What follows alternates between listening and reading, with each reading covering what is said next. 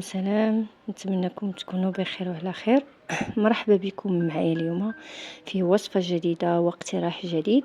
وصفة سهلة، تنفعكم العشاء، تنفعكم الوليدات، لأن الوليدات كيحماقوا على لي بات بواحد الطريقة سهلة وسريعة. ديري كل شيء يطيب في مرة صافي، وديري الفخوماج وها الوصفة ديالنا او الاكله ديالنا واجده. ها نتوما كما كتشوفوا كتجي رائعه. غتصوبوها باي شكل ديال لي بات اللي عندكم.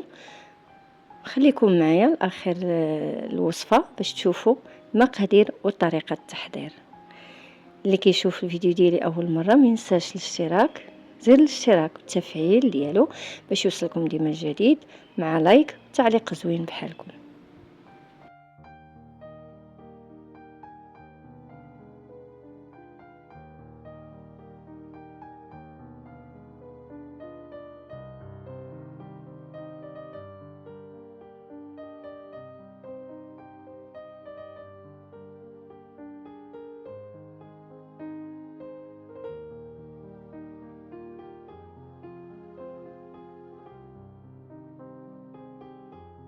ناخذ واحد المقلاة، نشلضوا فيها واحد البصله كبيره، نوضعوا واحد المعلقه ديال الزبده وشويه ديال الزيت، ونديروها تشحر مع مليحه. هادو هما الشكل ديال لي باط اللي غنستعمل انايا. تشحرات لينا البصله تاخذ واحد اللون الذهبي، نضيفوا ليها الكفته ولا لا كان دجاج والقدر اللي بغيتو ديال الكفته، نضيفوا شويه ديال الابزار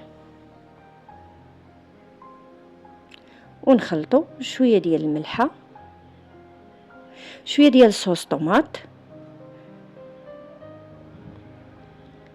صافي، ونشحروا كل شيء.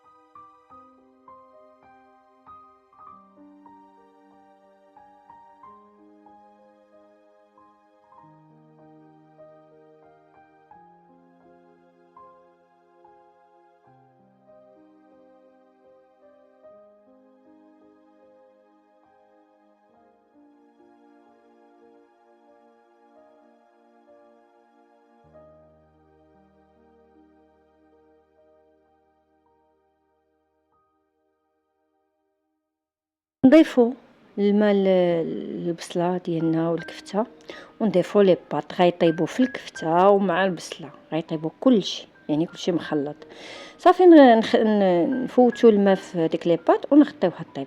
صوص بيشاميل عندي الطريقه غنحطها لكم في صندوق الرابط، ولكن ما فيها باش نعاودها معكم دابا. كنحتاجوا واحد نص لتر د الحليب، فرماجه ولا جوج، معلقه الابزار، شويه نص معلقه الابزار، بودره ثومه، شويه د الملحه، جوج معالق ديال الطحين، ونطحنوها في مولينكس. كنطحنوا كل شيء صافي ونديروها على النار مهيله، ونخلطوا حتى تعقد. من بعد باش نحسوا لي بات ديالنا طابوا وعقدت لينا ديك المريقه، كنديروا صوص بيشاميل فوق هذيك لي بات. وكانت عندي واحد شويه ديال الصلصه ديال الطبخ زدتها حتى هي، الا ما كانتش ماشي مشكل، انا غير كانت شويه قلت نحيدها. كنضيفوا داك الصوص بيشاميل على الوصفه ديالنا، وناخذوا فرماج كاري شيدار ونوضعوه على صوص بيشاميل على لي بات، ونغطيوها باش يذوب هذاك الفرماج. اش غنقول لكم، كتشهي غير في المنظر. ها نتوما في المنظر رائعه سهله، ماشي غطيبوا لي بات بوحديتهم والبصله بوحديتها، كلشي في دقه واحده. وجديها لوليداتك ولا ضياف الغفله جاو على غفله هكا. سهله مهله، سهله التحضير، ومن هادشي كله البنه حاضره. تحياتي لكم الى وصفه اخرى مع وصفات عالم حنان. نتمنى يكونوا كيعجبوكم الوصفات وكتجربوهم. وصفه سهله وفي المتناول. خليتكم على خير.